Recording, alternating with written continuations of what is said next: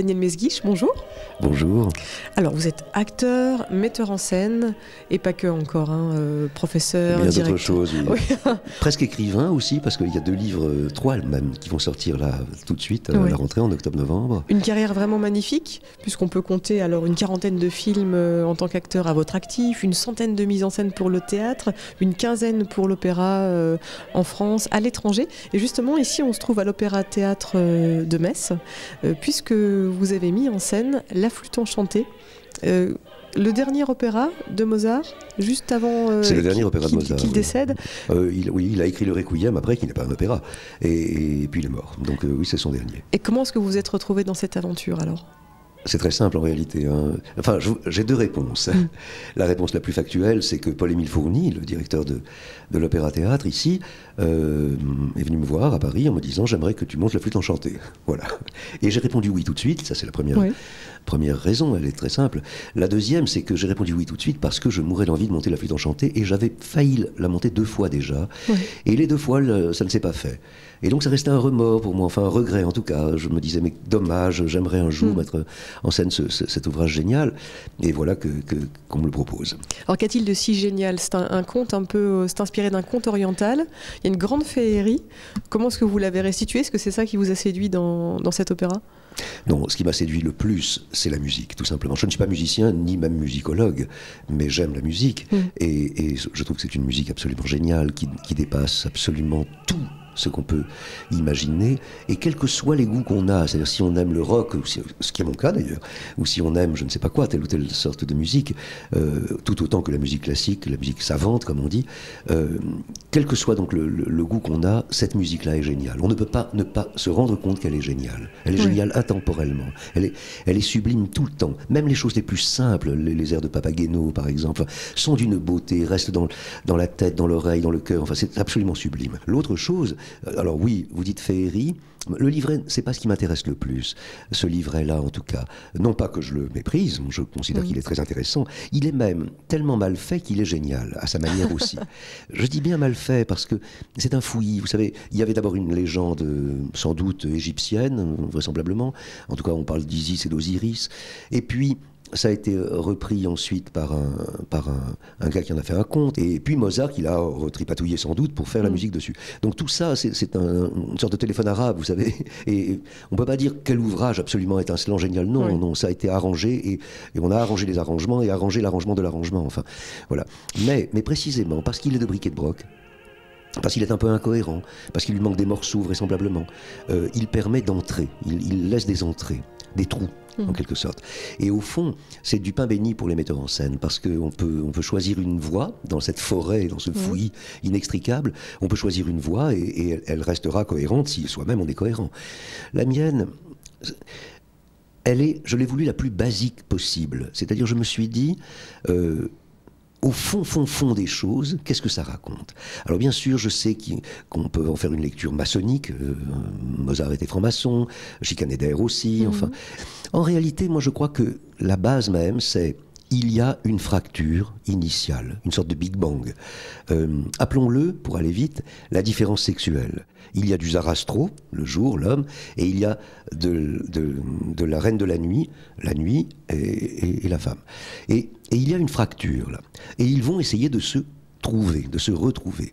Alors ils vont envoyer, si j'ose dire, des émanations d'eux-mêmes. L'émanation de Zarastro, c'est Amino, l'émanation de la reine de la nuit, c'est Pamina. Et ça s'appelle des épreuves, ça bien sûr, pour arriver jusqu'à une union. Et c'est comme ça qu'ils s'unissent. Tout simplement, je raconterai l'histoire comme ça, moi. Mais évidemment, c'est pas aussi simple, le chemin qui mène d'un homme à une femme et d'une femme à un homme. Il y a des épreuves.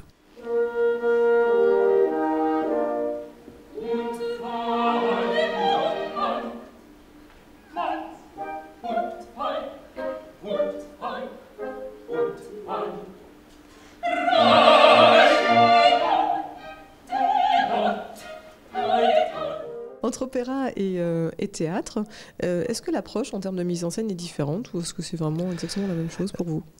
Il y a une différence fondamentale. C'est qu'au théâtre, le temps est immanent. Il vient de l'intérieur de la scène. Si je monte Hamlet, ou si je monte Don Juan dont on parlait, ou Le Roi Lear, ou ce que vous voulez, eh bien, je peux faire ce que je veux. Le temps est à moi. Je suis maître du temps. Enfin, l'intrigue est maître du temps, la mise en scène est maître du temps. À l'opéra, c'est là qu'est la différence. Le temps est transcendant, il est extérieur. C'est la battue du chef d'orchestre, c'est la partition. Et quoi que nous fassions, nous devons nous plier à ce temps qui n'est pas à nous. C'est la différence. On pourrait imaginer du théâtre où on chanterait, mais où on serait maître du temps, et ce serait encore du théâtre, et un opéra où on ne chanterait pas, mais on ne serait pas maître du temps, et ce serait de l'opéra. C'est une vraie contrainte ? C'est là qu'est la contrainte. C'est une contrainte, mais pas plus, pas moins qu'est une contrainte d'avoir à jouer tel texte et pas tel autre, ou bien ou avec tels acteurs et pas tels autres, mais ça etc. vous stimule en tout cas Oui, c'est très... Moi j'adore ça. Je me dis par exemple, parfois j'ai une idée de mise en scène, ah mais non, on n'a pas le temps de le faire, ou alors au contraire, on a trop de temps. Ça ne marchera pas, etc., etc. Et puis il faut suivre la musique aussi. Je crois que la différence, c'est que quand on... Ce n'est pas un livret et d'autre part ça chante. Moi je sais que la plupart des déplacements que nous avons en scène, la plupart même des idées que nous avons, c'est d'avoir écouté la musique. Si ça avait été une autre musique, ça aurait été une autre mise en scène, même avec le même livret. C'est donc que d'une certaine manière, pour un metteur en scène, la musique fait texte. C'est du texte, c'est encore du texte. Vous êtes metteur en scène, mais on le disait tout à l'heure, également acteur, écrivain, directeur, donc un homme extrêmement polyvalent. Choisir, c'est renoncer. C'est pour cette raison que vous ne choisissez pas et que vous êtes comme ça sur tous les fronts. Comment est-ce que vous faites pour gérer tout ça à la fois ? Comment je fais, ça c'est autre chose. C'est la deuxième partie de la question. Je ne sais même pas comment je fais. Si je sais comment je fais, je sacrifie certainement une vie de famille que j'ai quand même, mais pas assez. Je dors peu, je prends pas de vacances. Enfin voilà, c'est des choses comme ça. C'est pas très rigolo. Mais j'adore faire ce que je fais aussi. Alors maintenant, est-ce que c'est ne pas choisir ? Oui, vous avez sans doute raison. Je pense que c'est une façon de ne pas choisir. À la fois, c'est parce que j'aime tout ce qui tourne autour du rapport entre le texte et le corps, entre le monde et le livre, entre la trace et le présent, enfin, etc. Et c'est sans doute pour ça que je suis dans cette mouvance qu'on appelle, pour aller vite, le théâtre. Et en même temps, sans doute, je suis infidèle à ce théâtre-là, puisque à peine je suis professeur, j'ai envie d'être acteur, à peine je suis acteur, j'ai envie d'être metteur en scène, à peine je suis metteur en... C'est donc que je suis insatisfait, malgré tout, sans doute. Vous avez raison. Et c'est une façon de ne pas choisir, oui.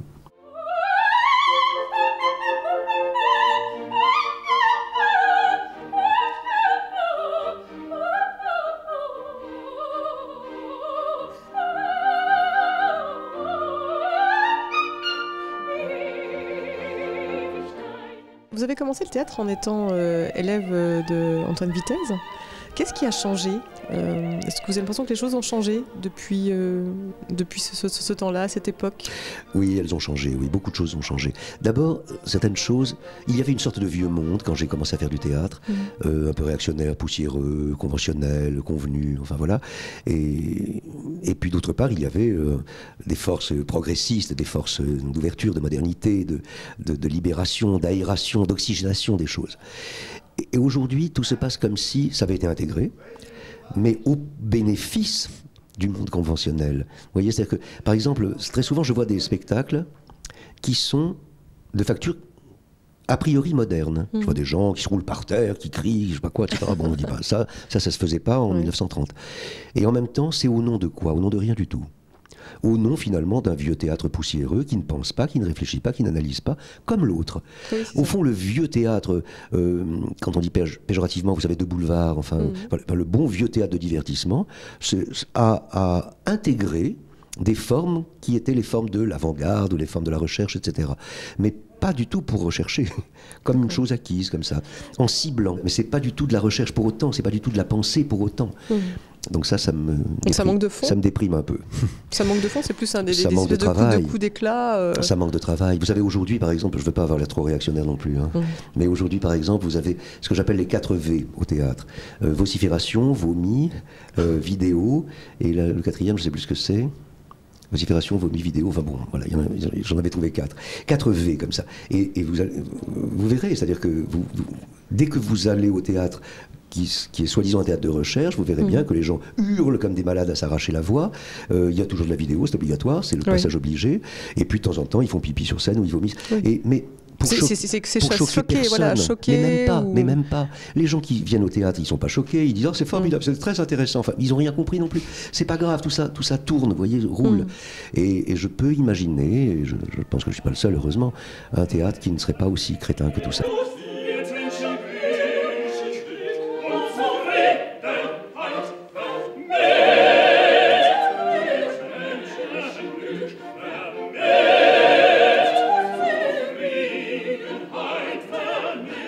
Après la flûte enchantée, Daniel Mesguich, qu'est-ce que vous allez nous réserver?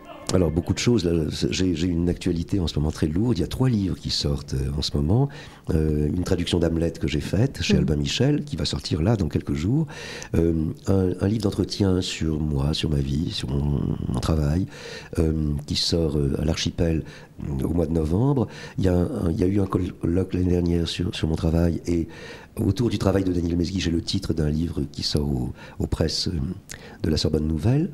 Ça fait 3 bouquins donc, plus des petites choses par-ci par-là, des préfaces, etc. Ça c'est pour les livres. Mais j'ai enregistré un disque, les mémoires d'outre-tombe de Chateaubriand, qui sort dans quelques jours. Et puis Hamlet, qui d'ailleurs va venir à Metz. Oui, tout à fait. Hamlet va venir à Metz en janvier. Et c'est un spectacle que j'ai déjà monté, mais c'est mon 4e Hamlet. Je suis un spécialiste d'Hamlet.